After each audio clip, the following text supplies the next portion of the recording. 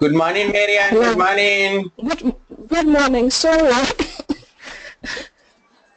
Hello. Yeah, Marianne. Yeah. Yes. Sorry. I Overslept. didn't wake up.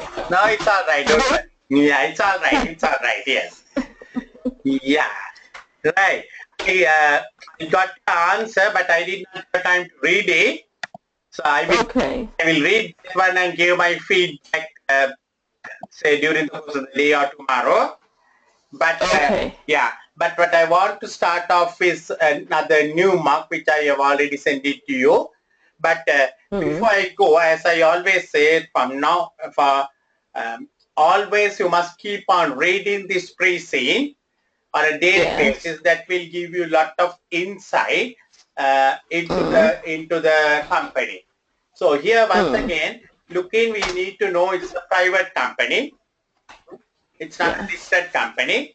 It's a consultancy company, right? So it does not have too much of property, plant, and equipment compared to a manufacturing company. So when it comes for the share valuation, you might find that net asset valuation may not be proper unless you take into account some way the value of intangible assets. Okay. Yeah.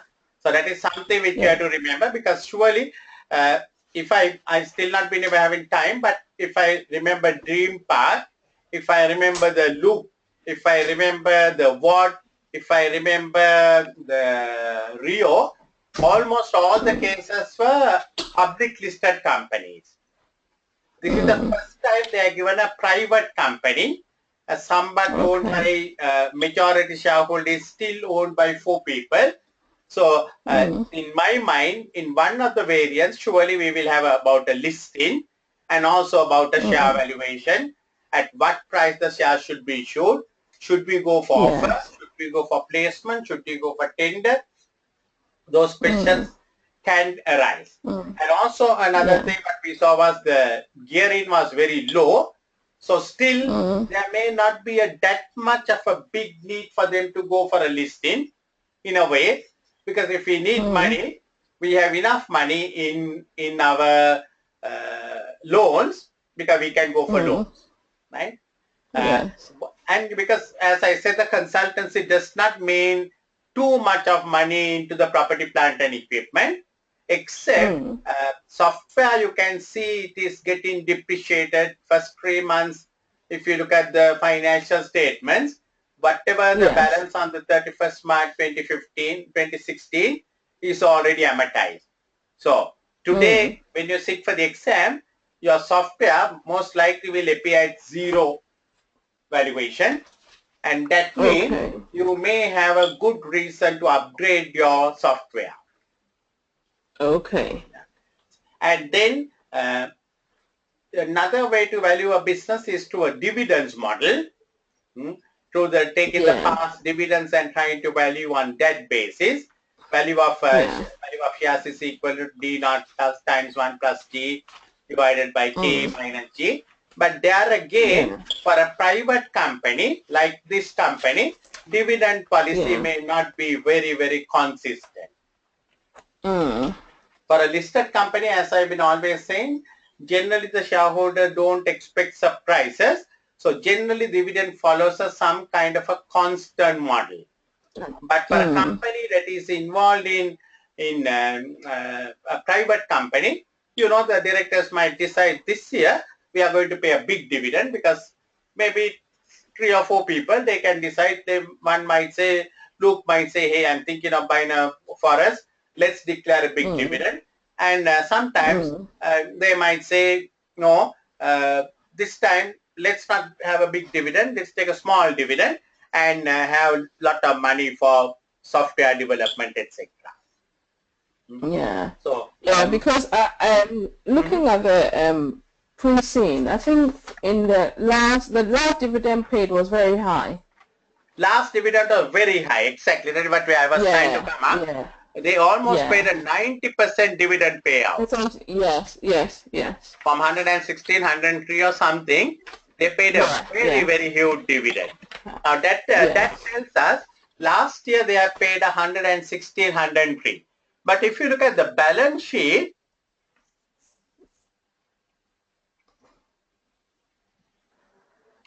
you can see there's a 46.7 million retained earnings. Yeah. Retained earnings. So Yes. maybe we don't have a dividend history to go by. Maybe that last couple of years they have not paid big dividends. They have kept money for growth, and now the company has grown enough. They have thought it's appropriate for them to declare dividend. That's the right strategy. There's nothing wrong in it, but we don't have too much of information about the past dividends. But when you look at, you can see, say 46.7 million over a period of 15 years, 16 years. Yeah. Yeah. Now, last year, what was the profit? Last year, profit was something like 100 million. So, 100, say, if you look at on an average basis, if they were making 100 million profit for last the 15 years, 1,500 million would have been the profit. Right? So we can see they would have declared dividends. We have no history of the past. We don't have any these days. But what we can see is surely this year they have decided to pay a very, very huge dividend. But we have no clue what were the dividends of the past years. So what I was trying to tell you was, for a private company, even the dividend model is not a very good model to do the valuation of shares. So when you are making recommendations, we must be business minded. We must be practical minded. If you come out and say, you know, dividend model can be used, that can be somewhat questionable for a private company. Because it's normally used for minority shareholdings, isn't it? It is used for minority shareholding. That's correct. And that is also where you have a very consistent dividend policy. Yeah. It need not be a listed company, but still when you have a big fair amount of shareholders, you can always go. And even in a listed company, if you are looking for a minority shareholding, then the dividend model is the best model, because you can control the dividend policy. You have to accept the dividend policy of the majority, and therefore that's the best model. But listed company, we always have a price to go by, the market price. If you are going for a kind of acquisition, you can add a 20% premium. You can do that kind of thing. But and this company, even the net asset may not be quite right, because one thing, the net assets may be at book values, and a consultancy company, you have more intangible assets. A fair proportion of assets will be intangibles. which is not accounted in the balance sheet. Consultancy means you have a lot of consultants, lot of intellectual power, lot of work they have done in the past, the customer network, the branding, and remember they are the largest consultancy, so that also you have to take it up. Then another thing which came into my mind was that normally we can apply the P ratio of a proxy company. Yes. Similar proxy company, we can apply the P ratio and take up that one. Sorry. That also we may have a problem here because this company is the largest consultancy company. So we may not have a similar size company even to take the PE ratio. Now sometimes you might be driven to get misled by giving a PE ratio of a similar company in a different country. You might be given the PE ratio of a similar consultancy firm in a country like Sri Lanka and ask whether it could be appropriated. No, it cannot be appropriated because when the two countries, say UK and Sri Lanka, two different countries, you can't compare the PE ratio of a Sri Lankan company with a company in UK. Remember that also. Right? So in this particular case, valuation may have few issues arising. Right? But sometimes in most of these companies, like private companies, at the very inception, they might have put up in their articles of association the way to value the shares in the event of a director shareholder retiring, shareholder dying or something.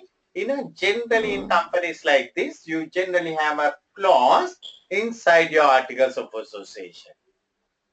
So probably something which you may want to refer, because I'm 100% sure that one of the variants will be about evaluation, and there we can say we must refer to that one before we come to any conclusion. Yeah. So we can see. And maybe a good thing is to get a range of valuation. Remember, share valuation is not a science where you're going to have one answer. It's an art. It's basically a process of negotiation. Right? So you can get many kinds of valuation. For me, for me, the best valuation I can think is the net asset valuation subject to revaluations, subject to valuation of intangible assets based on calculated intangible value. You remember your CIV, right? Calculated intangible values, that where you look at your future earnings and where you feel that you have something like a super return, much more than the market average, and then you discount it. Now you don't need to go and do a calculation, neither you need to go and explain everything in detail, but you must just brief it and do it. And the next thing, in the past few days, I did not read your answer. Past few days I've been reading many answers, excellent answers, but they have forgotten to include the models. Model.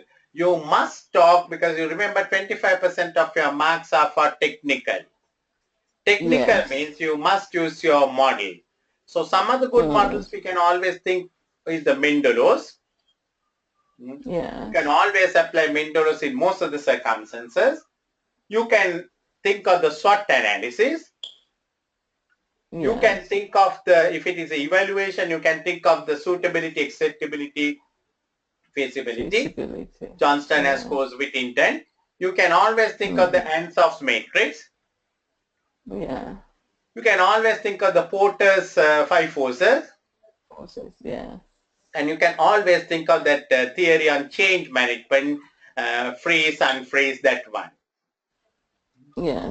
Few models always will be good enough. Remember, somehow when the moment the mock comes into your screen, you must think, reading the question, what are the models I can put it up. And the models which I spoke, almost in most of the circumstances you can do it. Then of course in the F3 we have this net present value in internal rate of return, dividend models, the Modigliani and Miller model. Those things also will be very helpful. When it comes for the P3, things like the interest rate parity theory, purchasing power parity theory, Fisher's theory may be helpful. So you have to just keep about 10-15 models in your hand and try and see whether you can apply any one of those things. Yeah. Quote it and just see, put the application. That is going to carry you that extra 5 or 6 marks, which can make the difference between your pass and the failure. Yes. So remember these few things whenever we want to answer a question on this area. So these are a few things which I picked up from the pre-scene last week. And also remember, I have been always saying they have a 4.2 million bank balance. So probably they can do little things with the 4.2, but not too much of money in the bank. And that is what also as at 31st March. 5 months have since passed. They may have done a software upgrade, whatever. So you can't rely too much on that 4.2 million balance now because we have gone later. And of course, last year also they had a 3.7 million. So obviously they seem to be carrying a fairly big balance. And that also maybe they might want to know why they should carry. So you remember the 3 motives to carry the cash balances: transaction motive, speculative motive, and precautionary motive. Oh, I don't really know those. Let me explain that one. Yeah, it was, I think, basically in F1 we would have learned that one. Normally, why should we carry cash? Because the cash itself is a useless asset, right? If you keep cash at home, it's not going to generate any income for you. Cash must be invested in property, plant and equipment. Property, plant and equipment is only going to generate revenue for you. Or maybe in a consultancy like this, software. Right? But the cash itself is useless. Trade receivables are also a useless one, but without trade receivables, you can't run a business. You need to give credit to your corporate customers at least to get money, to get business. So you need to keep some money. You can say a fair amount of invested. Then the other asset normally, what they don't have here is the inventory. Surely being a consultancy company, they may not be having inventory. They will not have inventory, no. Yeah. Inventory, the other one, inventory also, it's not a very profitable asset to invest your money, but without inventory, in a normal manufacturing organization, in a trading organization, you can't run because you will be stuck out all the time. Coming back to cash, as I said, it's useless. You must invest all the money as much as possible. But we can't invest everything. We need money for transactions. Yeah. You can't tell your employees when it comes for the end of the month that we have a lot of inventory or a lot of property and plant and equipment. Look these things and go and tell your wife, right? You need to pay them money. You need money. You need money to pay your traveling. You need money to pay your income tax. You can't tell the income tax man we have a lot of property. So for that purpose, you need money. Yeah. Then you and I, we keep some money for something that we call precautionary, for an emergency. Yeah. Precautionary. When something happens that you can't immediately sell your assets or liquidate your fixed deposit, and for that purpose, we need to have some kind of a money. Then we keep money for what we call speculative motive. That is, if we have money, if you think that something is going up in price, we can, stock it. Yeah. Maybe if we decide, if some person says the software by December it's going to go up in price, we can pay an advance and enter into a contract today, provided we have cash. So these are the reasons why we keep money. So you may want to talk about that one, the 3 motives, why we need to have money. Yeah. But having said that one, you must not have too much of excessive money. Only for these three motives, you must have money.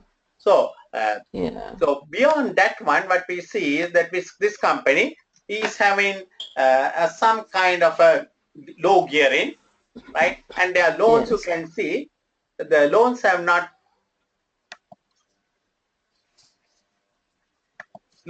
got increased or reduced during the last year. Yeah. Same 9.2 million. So maybe it's a long-term loan they have taken. There was no repayment during the last year.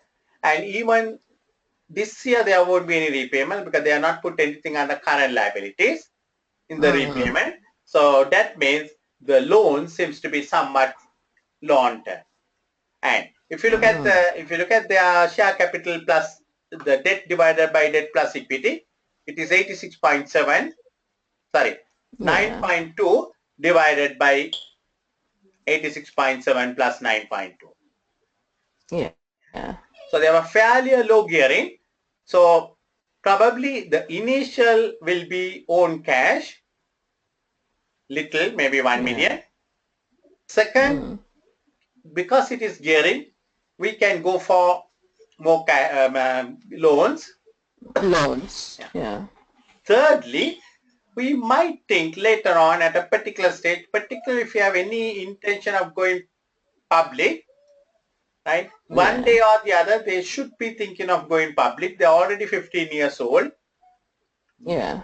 Because, the family can, the four people will have different families, different views coming up when they grow old. Their children may not have the same wavelengths and there can be changes. So it's good for them to go public at a stage. We do not know what that stage is. But before they go public, they can probably go for a placement. Placement is a good strategy to go before we go public. We try to bring some big names into our shareholder listing. Imagine Marian is one top class business professional in the UK. I bring Marian as a shareholder in my company. How do? I tell Marian, please come and buy some shares in my company.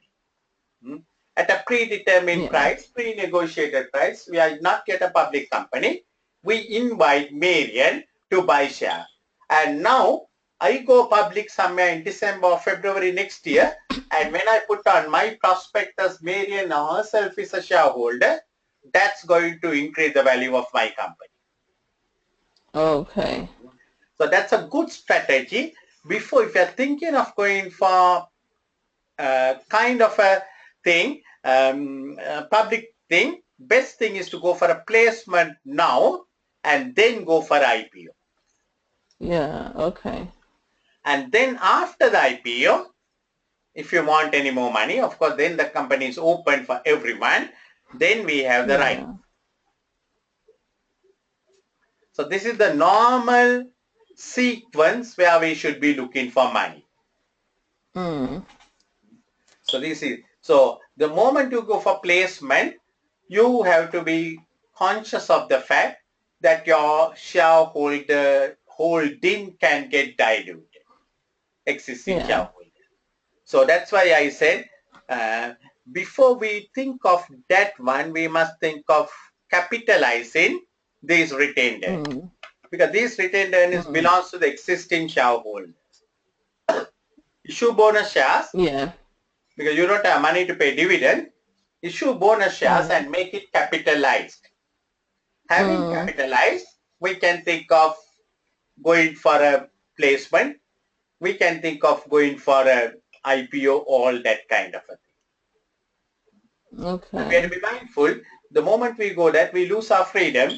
We don't have all the fun and all what we have to pay a 90% dividend payout.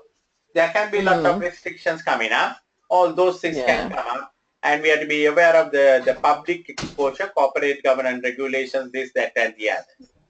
Right. So these are few things which I picked it up from the pre-scene last week, since we met last time. Now what I want to look at is, I want to look at this question today. So here you walk into the office on Monday morning, and immediately you are called by Luke, that is your CEO, to his office. You were looking somewhat disturbed, and he offered you to take a seat.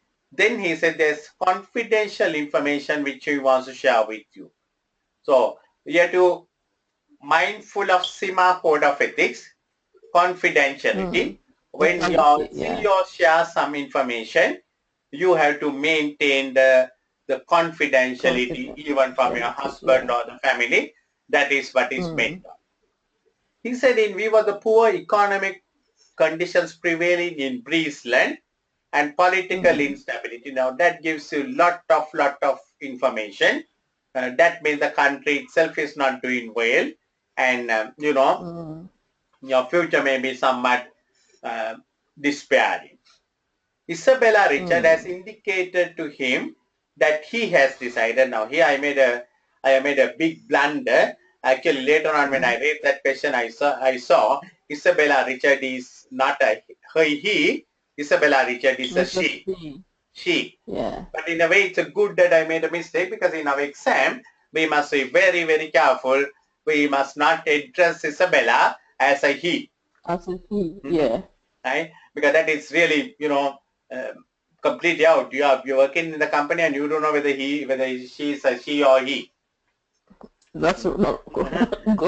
Yeah, nowadays it's difficult, but still for all, we must know who is Isabella.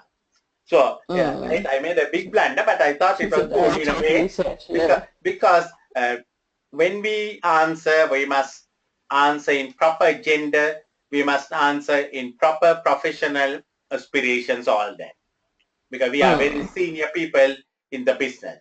Yes. Right? So she has decided to migrate to USA and would want to leave by AN 30th September. Now remember, we are in August, and 30th of September, one of our senior founders, one of the 4 out of the 4 is going to leave. A strong pillar is going to leave. So I want you to remember at this moment the Mendelow's matrix. As you read, it must come into your flow. The Mendelow's matrix. She's a high power, high interest person. Yeah. Right? High power, high interest. And a high power, high interest is leaving the company, saying the country is not doing well, and whatever it may be. And she's very disappointed with the poor support of the government funding for alternative energy, also poor tax incentive. So it gives a message to all 3 of us who are here, and the others also. Look here, including Isabella, we have not done enough with the government to lobby for tax incentives, etc. One of my directors are leaving, saying that the government is not. True enough, the governments might have their own problems and may decide not to give it. But have we done enough lobby? Yeah. In Sri Lanka recently, there was a big cry about, because IMF wanted the VAT to be increased, and the government decided to increase the VAT. I work for the Prime Minister, I work for the Finance Minister. So taking the view of the IMF to get that loan, they decided to increase the prices. But guess what happened? Immediately, the business people started lobbying. It is going to have a big impact on the motor vehicle import, this, that, and the other. And first of all, the Prime Minister and the Finance Minister did not listen so much. And later the Prime Minister asked, he asked me, Kumar, what shall we do? I said, I think we must call up a forum and have a discussion. But my friend, the Finance Minister, said, no, we have to do these things, this, that, and the other.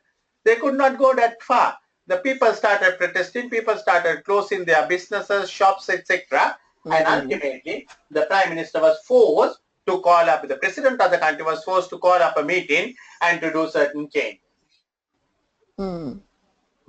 So however much powerful the government, or however much desperate the government, we, being the largest consultancy in this country, have we done enough on this area? So, always in your answers, you must think of the short term, immediate problem and think of the long term.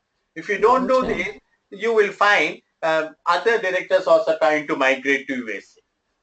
Yeah. After November 2016, depending on who is going to be the president of the USA, people might decide to leave the country. Yeah. So, she feels in her troubled times ahead and considering her own family future, she has firmly decided to migrate. I want you to underline the word firmly decided. Now, when a person has firmly decided, it's very, very difficult to hold her back. To change. Yeah. If she has told that I'm considering, then of course you have room to do something. So in your answer, if you say decide, we must talk to and try to, reverse a decision, I don't think it's a very sensible thing to do it. Because she has firmly decided and the date is very close by. So that means, migration, we know it's not something that can happen overnight. It's going to take a long process and she has already done everything and she has decided to get out. Richard wants money immediately. So remember, she's a major investor, one of the significant, one of the four, and she wants her money immediately, and which is about 20% of the equity. Remember, they invested 25% initially, but now the company has grown, and probably her investment is 20%, and wants any one of us to buy it at a fair value. So maybe their internal rules say when a director is leaving or a shareholder leaving, he must offer the shares because they can't go to the public. They are not a public company and should be at a fair value. So one student suggested that this time we must go public. No, that's not sensible. You can't go public just like that. Going public is a big process. Here she is leaving by 30th of September, right? You may have time. You may be able to buy little time, but surely not time enough to go for your public and do all that. So you might have to think of some other way. And your matters are getting worse because the Peter, one of the other founders, is already willing to buy the shares. Right? Buy the shares at a fair value. And if a Peter buys, his stake will go up to 38%. Yeah, he'll have a controlling... now there you have to be very careful. Will he have a controlling interest? In a public company, if you get a 38% share, surely you will be controlling. Because the balance 62% will be somewhat scattered all over. You might not be able to get them to vote on a matter. And the 38% will carry a fair amount of money. But in a private company, it all depends who are the balance 62. We know Luke and Joshua, obviously they must be having about 40. But who are the balance people? Who are the balance 22%? Maybe your own employees. Yeah. If they are part of Peter's division, it may be a little bit dangerous. Peter does not have still a controlling interest. Peter has a fairly significant interest with a 38%. Still he can't dominate. It all depends whether he can dominate or not with the other balanced people. Understand? Right? Yes. Because maybe other two people also holding something like 40%, and if Peter is holding 38%, still the other two people may hold it in favor, and the balance will be the 22%. Isn't it? Surely there he is going to have a fairly good control. He might get a big dividend, but whether he can control the company or not will depend on the balance 22% and the balance holding of the people. So this is why I say don't ever come to a conclusion in a situation like this. In a public company, yes, 38% is a big holding. Because the balance 62%, they may be in India, they may be in Singapore, they may be in all over, you might not get. But in a closed-knit company, maybe all are employees, who knows? Yeah. Maybe all are employees, maybe some are our own relations. who are holding the share. Some are our friends. Mm. I'm working in a company, and the managing director himself, for whatever the good reasons, he had some legal problems and all that. He had only a 3% holding in the company, but his son, wife, the daughter-in-law, they were holding 80%. So you can't take, Oh, okay. you can't look at that 3% and tell that fellow is not a controller. Right? His family had 80% control all the time of the company. So 38 is a very important figure to know that it's still not a control. But surely it can make a big difference when it comes, but you can still outvote Peter because there are 62% outsiders still. Yeah. So Luke is concerned with this matter and he wants your views how to handle this situation, particularly drawing attention to the share valuation methods, to the Isabel's holding, and also as how we should approach the resignation of Isabel. Remember, Isabel is a high power, high interest person. Yes. And also, if you look at the organization structure, you will see Isabel's department, you don't have a second in command. All the other departments, they have a second in command. You can see our direct engineering, he has some people. Legal, he has some people. Public relations, he has some people. But Isabel's department, no other people. No senior people. He must be having a staff, but not a single person. Fiona's, you are there. There are some staff. Pamela's, there are some staff, but not in Isabel. So that is a big problem for you. And remember, Isabel is the person who is the director of research. We have invested a lot of money on research. Yes. Lot of money on research and universities particularly. So I'm sure it is Isabel who must be having all the relationship with those people. So to that extent, Isabel going can create a big vacuum, and that vacuum is going to come up very, very fast. We are in August, in another 1.5 months, Isabel is gone, so we will have a problem. So surely you must be a worried person trying to give a solution to your loop. So how to handle it, particularly drawing attention to the share valuation and how we should approach the resignation and its impact will have on the company and its future. And remember the reasons what Isabel is giving. Isabel is giving saying that the company's future is not very good. Now you can't shut Isabel's mouth. No. You can't put a tape and put a mouth. And when Isabel comes out and that kind of a thing, that's going to create another problem because, when the big people are leaving the company, what about the lower people? There are some I think, oh my God, director is leaving means, one of the founder people leaving means future is not very good. Yeah, future is not very good. Let's look at for jobs. So you have to tackle these situations. You have to tackle these situations. These are the real situations. I remember in 1983, I was a young man and I was working in a company. The country was going through a civil war and my finance director was my senior boss, told me, Kumar, I'm going to migrate in Australia. I think you also better apply for migration. And when I came and told my wife at that time, she was also very young. She said, "Oh my gosh, better go to Australia." In fact, we went to Australia just to see how the place is, but I never liked that the surroundings. So finally, when I came and when I went and told my chairman that we are very worried about the present situation, and we are thinking of migrating to Australia. Then my chairman said, "No, don't worry. If anything happens here, I will see that you will be cared for. But stay here."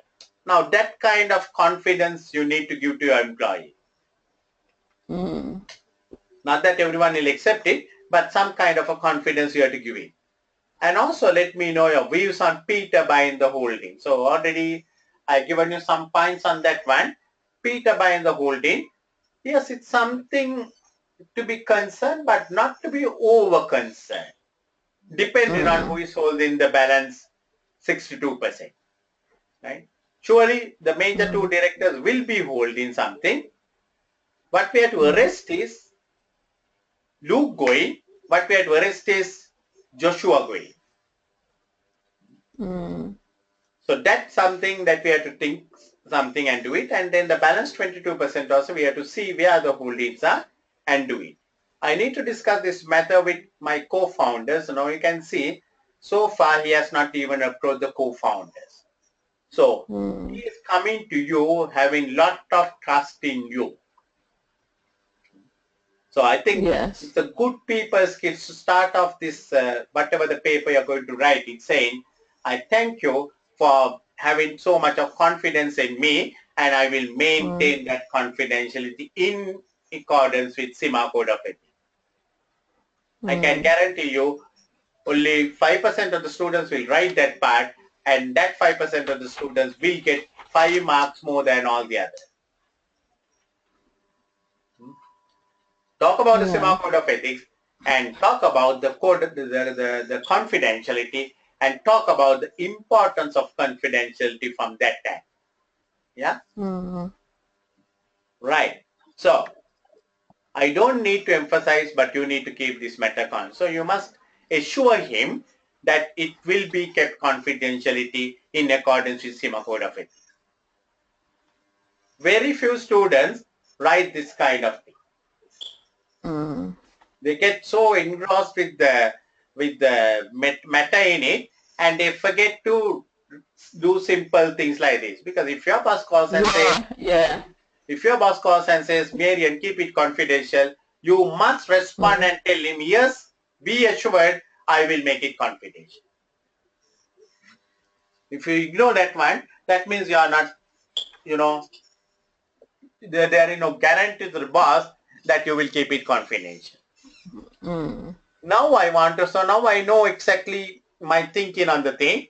Now I want to look at the first thing what we want to look at, and another thing. What is not written also, we must try and pick it up from the question. You have to remember, high power, high interest, a person who has joined the company 16 years back is leaving, and I'm sure he is entitled for some huge terminal benefit. Payout. Yeah. I may even want to quote IAS 19, the pension rights and the pension benefits.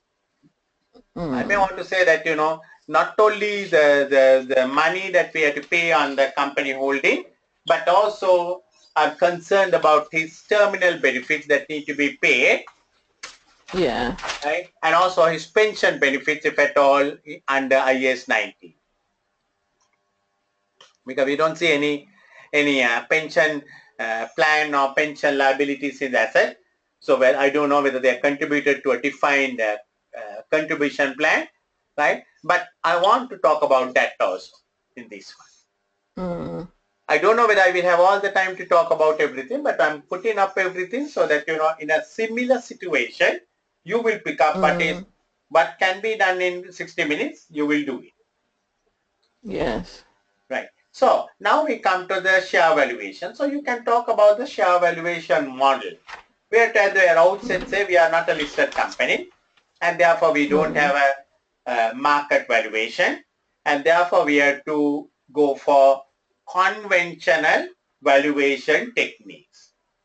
And the conventional valuation techniques available are net assets method, dividends method, the cash flow, discounted cash flow method, and also the PE ratio method. These are some of the things which I can think of.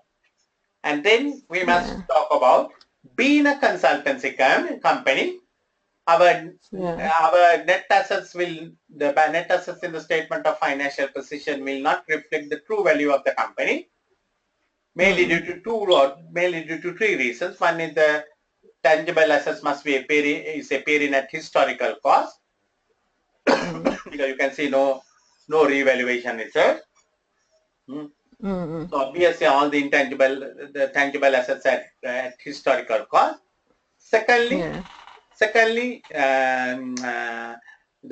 being a consultancy company, we have more intangibles, and that need to be properly valued and brought in, used in a model such as CIV.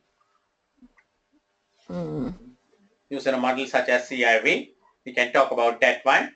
Then, what is the third one that we have with the net assets method? One is that assets are historical cost. Second one is that it does not carry the intangible values. Thirdly, because it is historical cost, it does not carry the present values. And also, in a consultancy firms, it is not the assets that matters. It is the future earnings that need to be considered. So you can mention those things and keep it up till you come to the recommendation.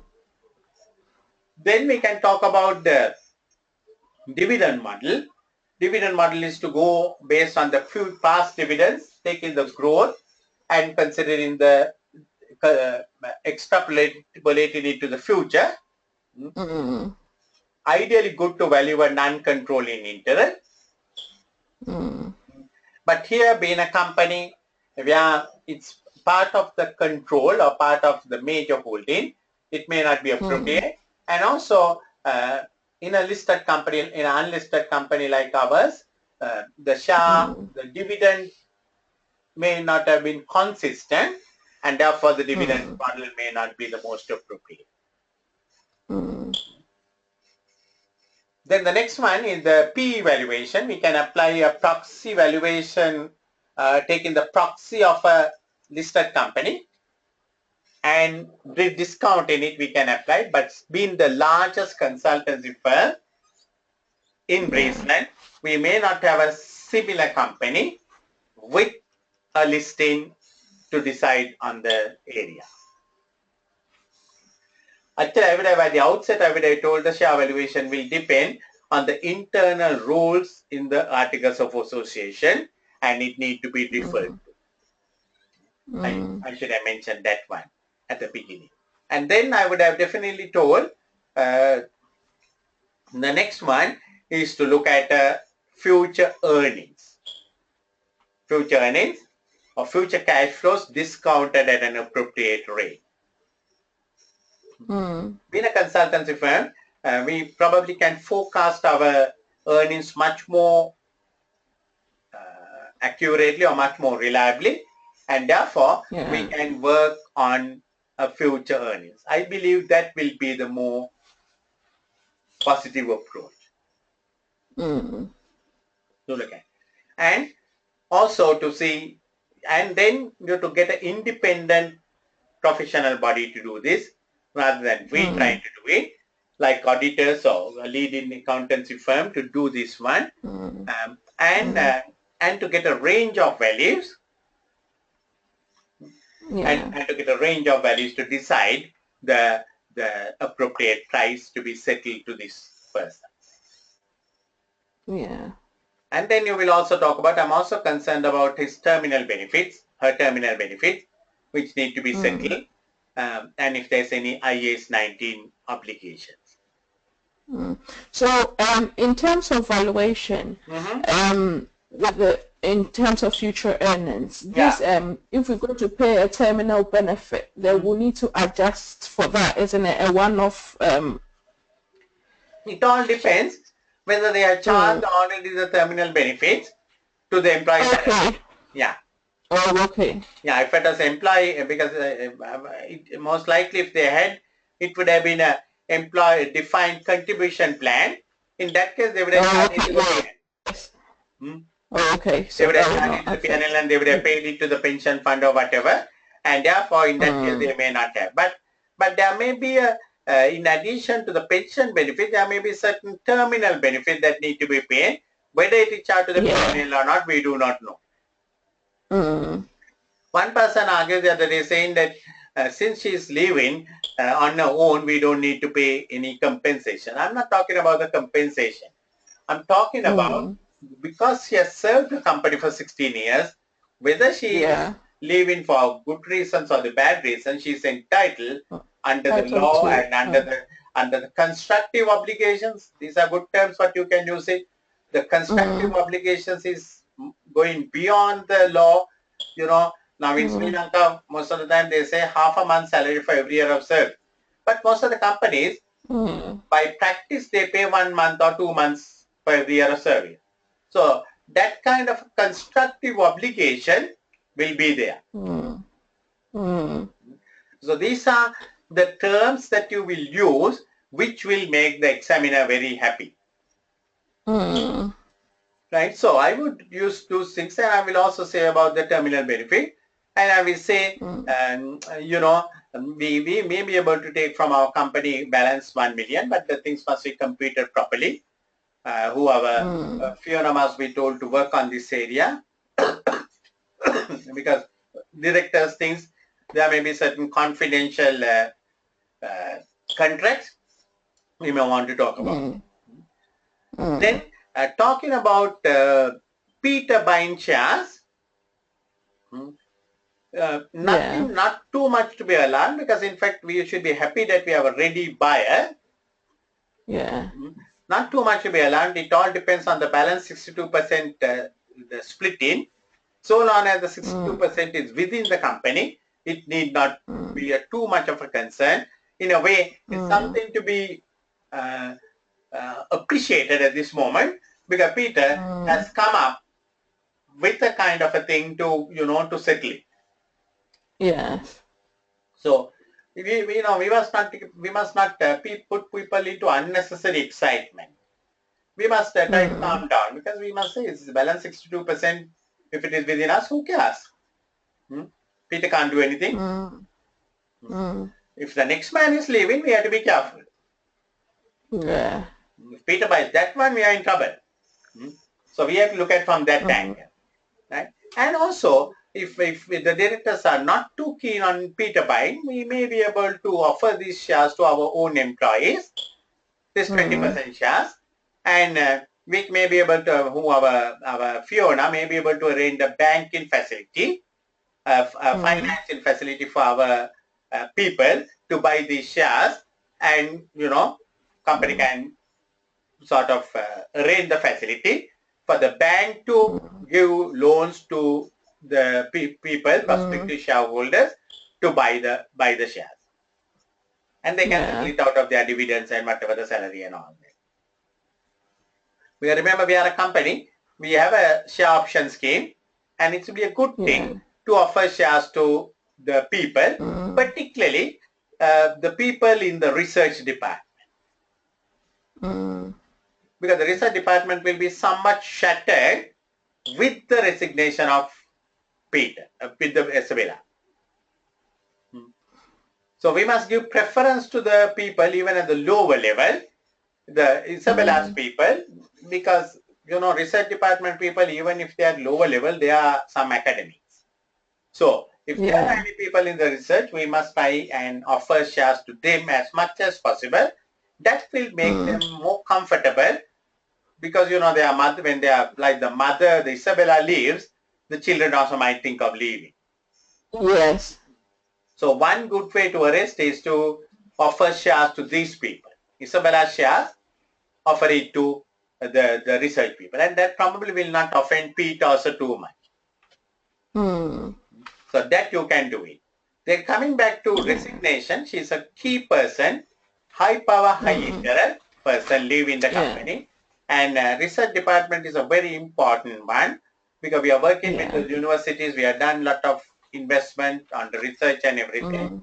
So to that extent, we may want to see a kind of a recruitment happening. So the best thing is Isabella herself, whether there's any successor which she can nominate. Because Isabella is the person who knows the second or whatever. So whether there's a person. If so, we can interview, and probably the interview panel, we may want to have a university professor also. to see whether the person is the right candidate. If there is no proper internal candidate, you may want to go for a totally outside candidate. Probably you can get the university assistants to get a support and to recruit a person. But the recruitment will take time. You can't recruit before Isabella leaves. So during the interim period, it will be a good thing for some person to act, and your recommendation surely should be Luke to take over and to manage the research department, right, till a new takeover comes. You must be very, very strong and recommending nothing like that. Yes, because otherwise there'll be a knowledge gap. Yeah, when she goes, which will be problematic. Luke had been there for 16 years, and Luke does not have a very specific job at the moment, right? Because you remember in the pre-scene they say they are doing research work. Peter has a job to do. Joshua has a job to do. Luke does not have a very specific job. So Luke was looking after engineering. So in the interim period, it will be a good thing for Luke to take over the department. Because that way it will motivate everyone in the department, because our CEO is looking after the department. Maybe we have to, because we don't need to inform the public because it's a private company, but we need to address the issue with our employees. Tell them that, our lady, after doing such a big service, is leaving the company for her better prospects, and that kind of a thing. Maybe you will want to have a chat with Isabel and see whether you can change her stance on the reason why she is leaving. Rather than saying the company does not hold a good future all day, whether you can, without intimidating, whether there's any way you can change her stance. Whether she can say, I'm going for my better prospects, rather than saying the company's future is not good. Understand? That may be a good thing. And also, maybe you can ask Isabel, once she gets settled down in States, come back and also to work with us, for a short period to groom the successor. Now, these are very practical things what you can do, and that is going to make a big difference in your way that you tackle up a big challenging problems and the way to get out of it. So these are my thinking that came up, Marian, on this paper, on this particular issue. So what I would like is, again, for you to think about it your own way and see in the light of what I said, whether you can do a better answer on these matters. Yeah? Okay. Yeah.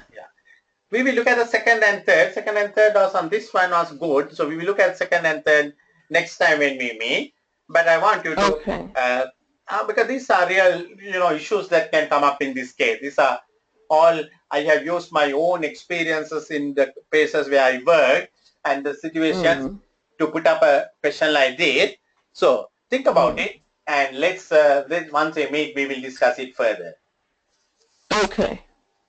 So I have put up, I'll send you another mark, but before that we will look at these 2 or 3 questions. When is your exam? Okay. I haven't booked. I booked it just this morning. All right. Okay. Good. When is the date? They have given the grade? Sorry? Have they given the date? No, because it's between the 23rd and 29th, so I think I'll book somewhere in the middle. All right. Okay. That's all right. So we just have about 1 month, so that's good enough. If you start working on these areas that we discussed, I think we should be all right. Right. When is your calendar free? Monday morning? Yeah, Monday morning should be fine. Shall we do Monday morning? Yeah. 6 o'clock? Yeah. Okay. So we will do Monday 1st of August. Early morning we will meet. Okay. Okay, I have done the recording. I'll send you the recording of this one. And also, Okay. yeah, we will meet and do it. Okay. Thank you.